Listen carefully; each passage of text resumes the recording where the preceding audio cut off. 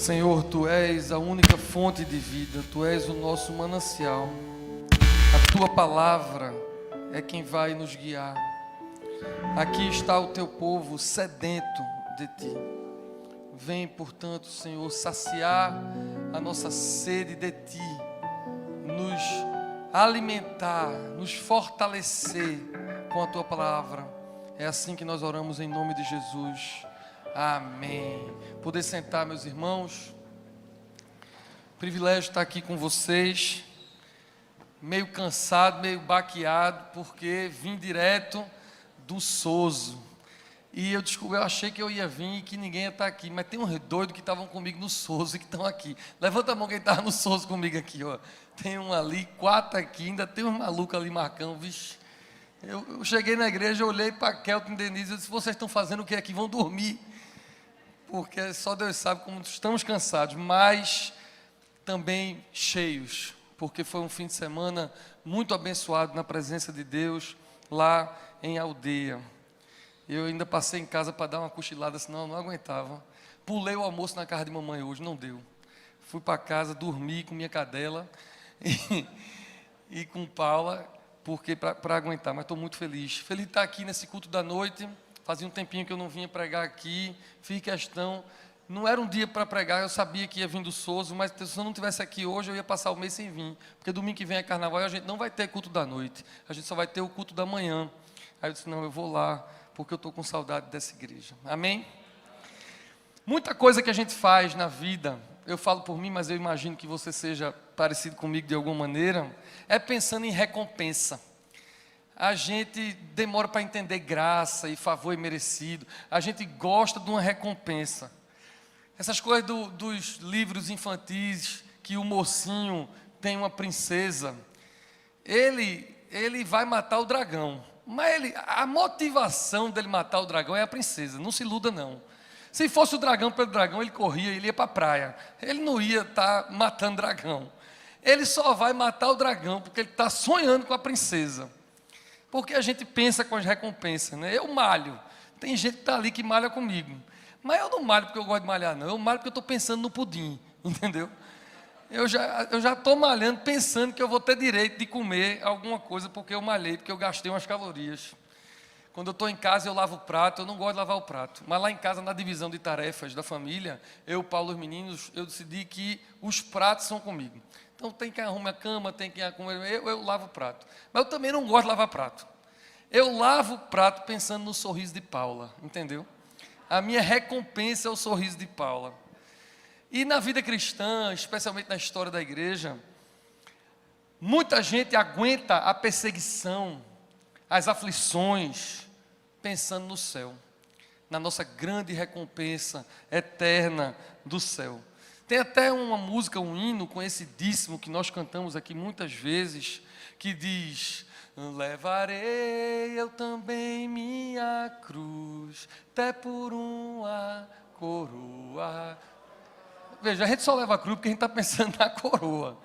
Não fosse uma coroa, não sei se a gente levava. Então, quando a gente vai a fundo no conceito de graça, até essa música dá agonia de cantar, porque eu tenho que levar a coroa, levar a cruz independente da coroa. Mas a gente é assim, nós somos humanos, e esse negócio da recompensa, demorei muito para pregar sobre isso, falar sobre galardão, que é bíblico, porque eu tinha muito medo de ferir a graça de Deus. Mas esse texto que nós lemos é também sobre isso. E eu quero fazer algumas reflexões sobre ele, mas antes eu queria contar um pouquinho do contexto.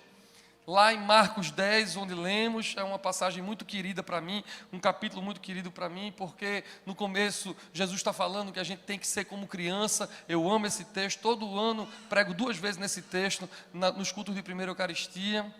E aí depois vem uma história linda em Marcos 10, que é a história do jovem rico. Essa história do jovem rico é maravilhosa, jovem rico e poderoso, né? Ele foi procurar Jesus. Para quem não conhece a história, vou fazer um resumo do resumo. Ele foi procurar Jesus e disse: Jesus, bom mestre, o que é que eu faço para herdar o reino dos céus? Ele estava pensando na recompensa e ele achava que ele tinha que fazer alguma coisa. Então a pergunta dele é muito direta: o que é que eu tenho que fazer para herdar como recompensa o reino dos céus? E aí ele disse a Jesus que cumpria todos os mandamentos, o que claramente era uma mentira, mas ele disse que cumpria todos os mandamentos. E aí ele pergunta o que mais eu preciso fazer, porque ele achava que era a adição, ele achava que ele tinha que fazer mais alguma coisa para herdar, o que mais eu preciso fazer? E aí Jesus, pedagogicamente, e o Evangelho de Marcos deixa claro que Jesus o amou e disse, deixa tudo e me segue. E eu estou me coçando para não pregar nesse texto, que é um texto que eu gosto muito, mas qualquer dia desse eu prego nesse texto do jovem rico. Mas a minha mensagem é no texto que vem logo depois dele. A Bíblia diz que ele saiu triste. Ele não quis deixar tudo para seguir Jesus e saiu sozinho e triste. E imediatamente chega o texto que nós lemos.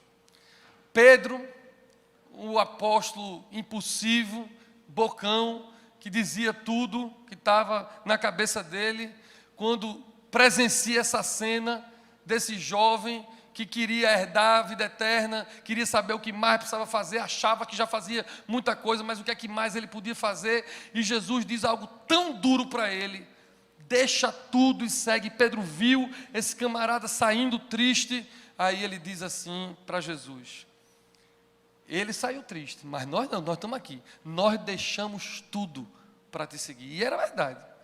Pedro era um pescador, um dia Jesus chegou para Pedro e disse, deixa tudo, venha ser pescador de homens. E Pedro, como André, seu irmão, como João e outros apóstolos, de fato, deixaram tudo para seguir Jesus. E Pedro está lembrando disso e disse, e nós, que deixamos tudo, casa, família, nós deixamos tudo para te seguir. E aí, Jesus diz a ele, quem deixa tudo, casa, família, por amor de mim e do Evangelho, vai receber nessa vida 100 vezes mais. O cêntuplo nessa vida. Então eu quero fazer algumas reflexões e hoje a mensagem não vai ser longa, Deus permitindo. Primeira reflexão é sobre que não é uma questão matemática. A gente tem mania de ler o texto muito literalmente.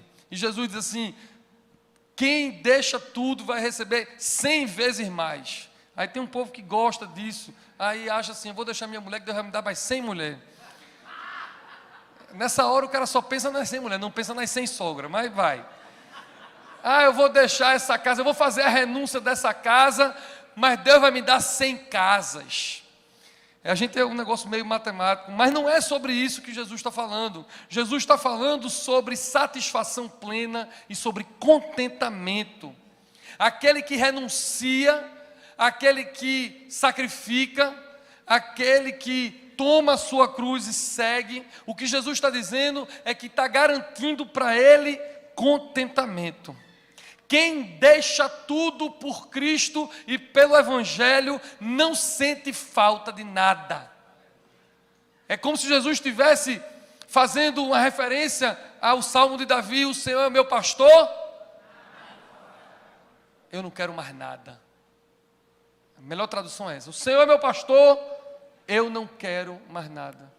Se Ele é o meu pastor, e o que eu sacrificar, o que eu tiver que deixar, o que eu tiver que renunciar, Ele vai prover. Isso é muito importante. Segunda reflexão, e essa é muito boa, é com ela que eu luto um pouquinho, porque eu fico morrendo de medo de pregar essas coisas aqui. Mas assim, Jesus está garantindo provisão, contentamento, Jesus está garantindo bênçãos para agora, não é só no céu. Se você lembrar direitinho o texto que o ministro comissionado Ronaldo Lessa leu, Jesus diz assim, quem deixar casa, mulher e campo, vai receber no tempo presente o cêntuplo. É agora, vai receber agora. Quando a gente renuncia aqui, quando a gente se nega aqui, quando a gente for contra a cultura aqui, nós temos a provisão e o contentamento aqui, contentamento de sustento e contentamento de afetos. Porque ele não fala só dos campos e das casas, ele fala da mulher, ele fala dos filhos. Então, Jesus providencia, provê sustento, provê afeto, porque nós todos precisamos de afeto.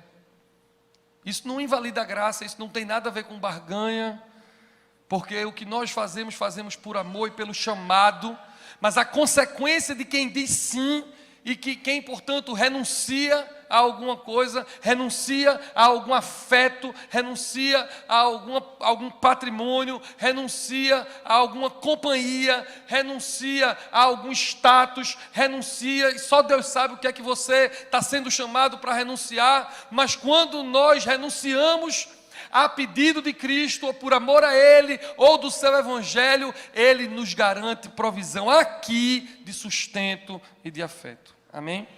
E eu quero abrir um parêntese para dizer que nós, quando nos convertemos, meu irmão e minha irmã, nós nos convertemos a Cristo. Nós não nos convertemos a uma condição, porque muitas vezes, com muita boa fé, eu sei, mas a gente prega um evangelho pela metade, e a gente quer que as pessoas se convertam, e a gente quer que as pessoas, nos nossos concílios, encontros de jovens, encontros de casais, aqui mesmo no culto, nós queremos que as pessoas venham, e em vez de se converterem, a gente quer que elas façam uma adesão a uma religião ou a uma igreja, e a gente prega um evangelho que, se a gente não tiver cuidado, nós estamos ensinando errado, porque muitas vezes a gente diz assim: venha que Deus vai salvar seu casamento. E essa pessoa que se converte nisso, não se converte a Cristo, se converte a uma vontade de que o casamento esteja certo. Então, pelo casamento eu me converto. Ou então seu filho está nas drogas, venha a Cristo que Deus pode salvar das drogas e Deus pode libertar. Mas quando a pessoa adere a esse pensamento e se converte a essa condição de ter um filho liberto, ela se converteu àquela condição e não a Cristo. E nós precisamos alinhar as nossas expectativas, porque este não é o Evangelho. Deus pode salvar o seu casamento, libertar seu filho, Deus pode sustentar o seu emprego, Deus pode assinar um negócio para você, Deus pode todas as coisas. Mas não é para isso que nós nos convertemos, porque não é para uma condição. A sua expectativa deve ser em Cristo. Quando a gente se converte a Cristo, e aí é casado, solteiro, abandonado ou rejeitado, ou amado, rico ou quebrado, com uma boa imagem, uma boa reputação, ou cancelado socialmente, Cristo é suficiente. Quando Cristo for suficiente, ainda que você tenha ou que você perca, isso vai ter menos impacto, porque você queria a Cristo, e não só o seu casamento, o seu negócio, a sua família. E as pessoas ficam chocadas comigo, e eu faço às vezes para chocar mesmo, não vou mentir. É que assim, família é projeto de Deus. É lindo, eu amo essa frase, e é isso mesmo, família é projeto de Deus. Mas durante muito tempo a igreja atrapalhou as pessoas. Porque família é o projeto de Deus, fez com que o povo idolatrasse a família. E aí quando tinha um problema na família, e vamos combinar aqui, toda família tem problema. E aí quando dava um problema, um divórcio, uma briga, uma confusão, a fé ia embora, escapava. O povo não vem para a igreja, o povo se revolta, se rebela. E eu ouvi de gente dizer para mim assim: ah, mas eu fiz tudo certo. Idolatrou a família. Mas você não se converte à família, você se converte a Cristo. E a consequência de quando você se converte a Cristo é você ter uma família abençoada. Mas você não se converteu a um projeto de família do jeito que você sonhou. Você se converteu a Cristo. Você não se converteu a nenhuma outra condição, você se converteu a Cristo. Eu sei que o que eu estou dizendo pode parecer muito distante, pode parecer muito louco, mas experimente mudar a sua expectativa do que você quer de Deus e deixe Jesus dar a você, Ele, satisfação e contentamento. Sua satisfação, o seu contentamento vai vir direto dEle. Não vai depender de nenhuma condição. Amém? Vou voltar. Terceira reflexão naquele texto. Texto lindo. Não há quem largue pai, mãe, filho, campos por amor de mim, por amor do Evangelho, que já não receba no tempo presente o cêntuplo de casas, irmãos, irmãs, mães, filhos de campos, vírgula, com perseguições. Vírgula, com perseguições. Os mais triunfalistas não gostam dessa parte do texto. Preferem ficar falando nos 100. 100 vezes isso. Eu vou ganhar 100 vezes isso. Eu renuncio isso e ganho 100 vezes isso.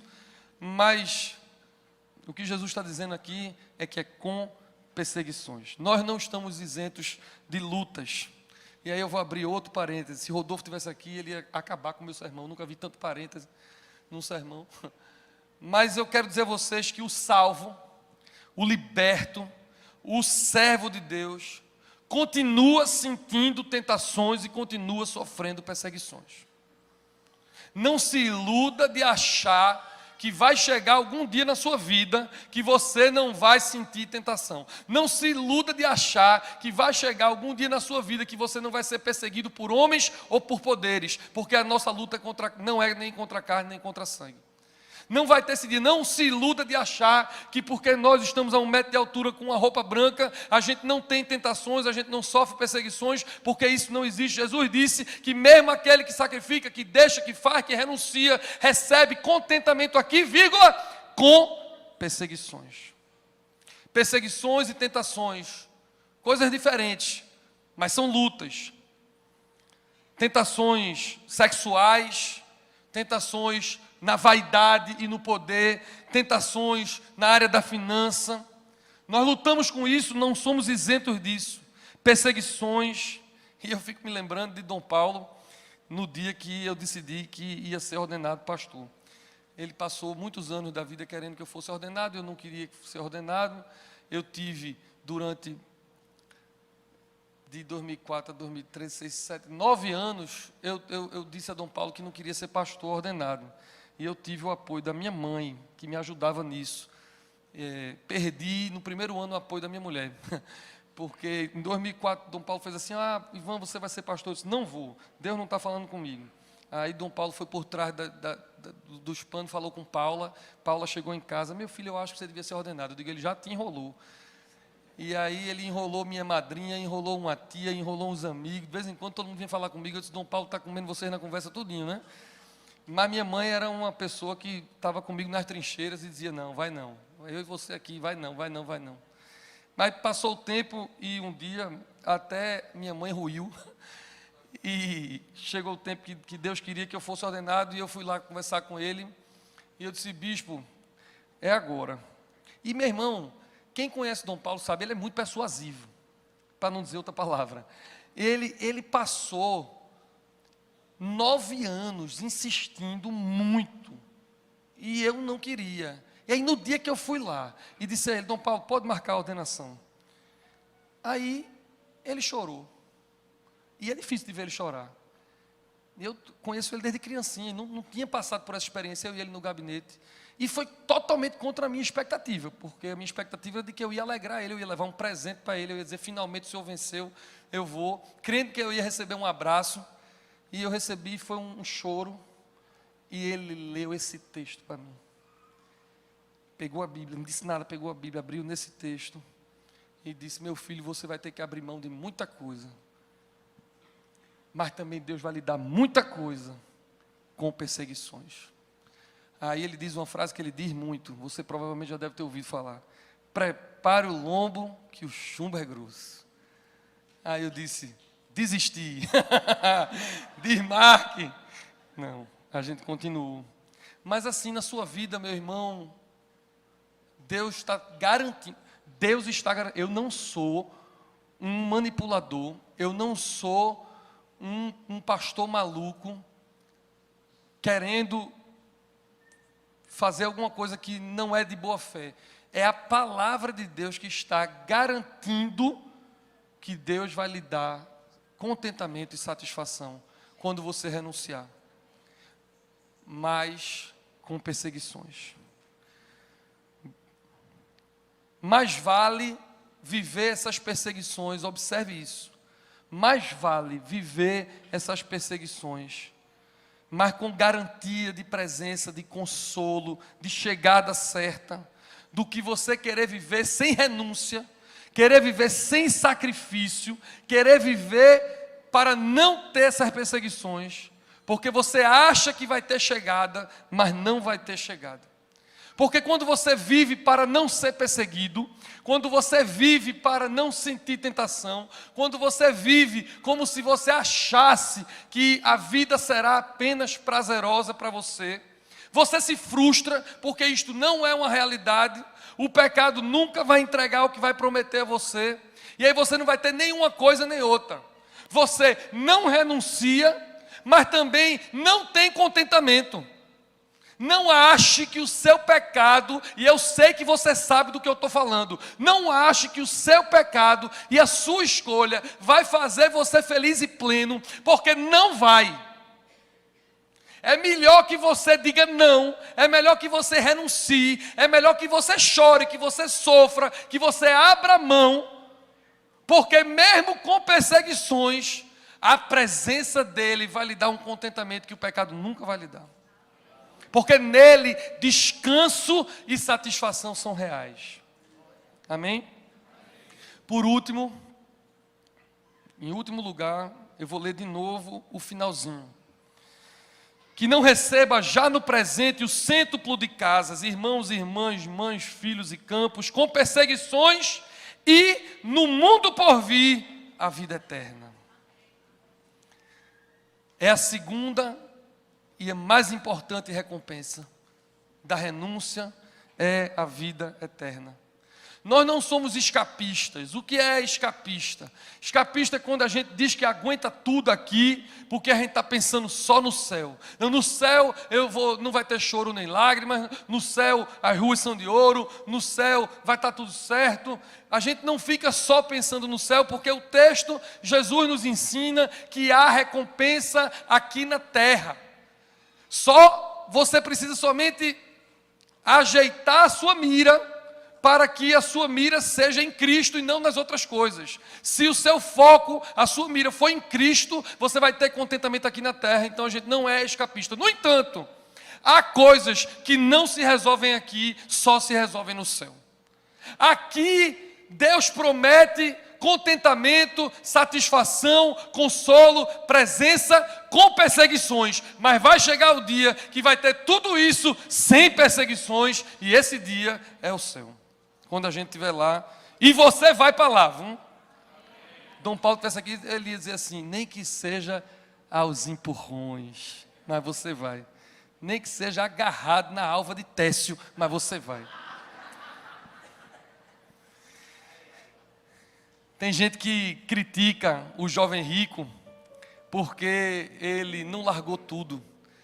Eu já ouvi tantas mensagens, tantos sermões sobre o amor à riqueza, o amor ao dinheiro. E as pessoas dizem, mas Jesus estava lá e chamou ele. E ele, por conta do apego ao dinheiro, a tudo que ele tinha, ele não foi. E eu não tenho nunca coragem de criticar esse cidadão por conta disso. Agora dá até um pecado aqui no meu coração, assim. Porque quando meu dente trinca, eu sei que eu estou pecando, assim, sabe? Você tem uma vontade de dizer assim, quero ver se tu largava. Se Jesus chegasse para tu agora e dissesse assim, larga tudo. Larga teu dinheiro, teu negócio, larga tua família, larga tudo. Eu quero ver quem largava. Pô, fica falando mal do cara, mas ninguém se coloca na posição dele. Então eu não tenho coragem de criticar o jovem rico. Até porque o que Jesus estava propondo era muito mais do que isso. O que Jesus estava falando com ele era muito mais do que o dinheiro dele ou o que ele precisava. Jesus estava querendo que ele entendesse que não ia ser pelo mérito dele, não ia ser pela renúncia dele, porque ele dizia que cumpria tudo, e a gente sabe que ninguém cumpria toda a lei. Jesus estava querendo ensinar ele, meu filho, não é porque você acha que cumpre, porque você não cumpre, eu vou lhe mostrar que você não cumpre, eu vou lhe pedir algo que você não vai dar, para que você entenda que não é sobre a renúncia, o meu amor não é sobre a renúncia, eu peço a sua renúncia, eu digo que vou dar contentamento na sua renúncia, mas não é a sua renúncia que vai resolver a sua salvação ou o meu amor por você. A minha tristeza com aquele jovem rico, e se ele estiver no céu, eu creio que ele está no céu, porque todo mundo se encontrou com Jesus, teve alguma hora que se converteu. A Bíblia não conta o final desse cara, mas eu estou crendo que no fim ele se converteu, e um dia eu vou conversar com ele no céu, e aí eu vou dizer, meu irmão, você me frustrou, mas não é porque você não renunciou. O problema dele é de que quando Jesus diz assim para ele, larga tudo e me segue, ele saiu triste e foi embora. E ele não precisava ter ido embora. Jesus não despediu ele. Ele que foi embora, triste. Jesus estava ensinando a ele, mas ele foi embora. E se eu tivesse lá naquele dia, 2020 anos atrás eu me transportasse para aquela hora, caladinho ali, Jesus conversando com ele, e ele frustrado, não consigo deixar tudo. Quando ele desce as costas para ir embora, se eu tivesse lá há 2020 anos atrás, talvez eu corresse atrás dele, como eu passei o fim de semana correndo atrás de gente no Souza, dizendo assim: você não precisa ir embora, Jesus não mandou você ir embora, volte. Aí ele ia dizer assim para mim: mas Ivanzinho, você não ouviu? Ele está mandando eu deixar tudo. Eu não tenho condição de deixar tudo agora. Eu digo: ele está mandando você deixar tudo, mas ele não mandou você ir embora. Você pode ficar e dizer a ele assim: Senhor, aumenta a minha fé. Você pode dizer isso. Você não precisa ir embora. Esse sistema de renúncia e recompensa, se a corda for esticada, tem um efeito reverso muito ruim no cristianismo. Porque esse sistema de renúncia e recompensa nos deixa orgulhosos de nós mesmos. Às vezes você pode pensar assim: eu estou aqui, não estou em outro lugar. Sexta-feira eu vou estar com o Ronaldo na vigília e não vou estar em outro lugar. Como eu sou uma pessoa boa. E aí você vai estar operando na mentalidade daquele jovem rico. E não é isso. Jesus não está falando disso. O Evangelho não é sobre nós ficarmos orgulhosos de nós mesmos, porque não podemos. O Evangelho é nós sermos orgulhosos de Jesus, porque Ele fez tudo em nosso lugar. Olha o que Ele fez, olha como Ele é bom, como nele eu tenho companhia, como nele eu tenho satisfação e contentamento garantido. É por isso que a gente louva e levanta a mão e adora e faz até um TikTok gospel aqui, que Manuca fez. Tem muita gente que não entende, faz assim: tu fica com a mão levantada e tu grita. Então, de onde vem isso? Eu digo: é porque eu estou rendido àquele de quem eu tenho orgulho, de quem eu amo, porque Ele fez o que eu, como aquele jovem rico, não consigo fazer muitas vezes. Então é tanto amor, tanto orgulho dEle que fez tudo por mim, que aí eu me entrego. Se você não sente isso ainda, se você ainda está preso por querer além de Cristo, se você está preso pela sua vontade a uma condição de casado, de financeira ou de saúde, ou se você não consegue ver o cêntuplo das bênçãos que Deus já está lhe dando e você não está vendo, deixa eu lhe dizer uma coisa: você não precisa sair daqui triste. Tem gente que sabe o que deve ou não deve fazer, e tem gente que está pensando agora, enquanto eu estou falando, está aí pensando: eu não consigo vender tudo, eu não consigo deixar esse vício, eu não consigo parar tal prática, eu não consigo perdoar, eu não consigo pedir perdão, eu vou fazer o que no culto nessa igreja? Eu vou embora. E vem a palavra do Senhor e diz assim: eu sei a tua luta, eu quero você. Você não precisa se retirar triste. Jesus quer que você fique. Jesus quer que você o siga. Se não for de uma vez, vai ser no caminho, vai ser aos pouquinhos, mas Ele vai construir em você aquilo que Ele sonhou para você. Amém? Tinha tanta coisa para falar, mas não vou falar mais nada não, porque eu acho que o Espírito já terminou. Eu quero que você feche seus olhos. Espírito Santo de Deus, vem passear no meio da tua igreja. Não permite, Senhor, que nenhum irmão, nenhuma irmã que está aqui ou que está porventura nos olhando na internet, ao vivo ou depois, não permita, Pai, que a gente confie nos nossos méritos. Não permita também, Senhor, que a gente fique triste porque não conseguimos ser quem Tu queres que a gente seja. Mas agora, desembaça os nossos olhos espirituais para vermos o cêntuplo que o Senhor já tem providenciado. Senhor, vem começar a mostrar a cada um de nós aquilo que Tu já tens feito e planejado para nos abençoar, porque Tu tens prazer em nos abençoar. Provê para o Teu povo que está aqui reunido, provê contentamento, satisfação de afetos. Senhor, supre as carências emocionais, as carências sexuais, as carências financeiras, as carências sociais. Prover para o teu povo. Eu sei que tu queres fazer isso, Senhor. Nós oramos para que tu faças isso agora. Um milagre no nosso meio. E nós bendizemos o teu nome. E agora a gente diz ao Senhor: nós não vamos nos retirar daqui, Senhor. Não vamos arredar o pé desse santuário hoje. Nós dizemos: aumenta a nossa fé. Nos ajuda no caminho. Nós não te abandonaremos. Ao contrário, seguiremos louvando, rendidos, porque tu és o único que é digno de receber o nosso louvor. Bendito seja o teu nome. Amém e amém. Deus os abençoe.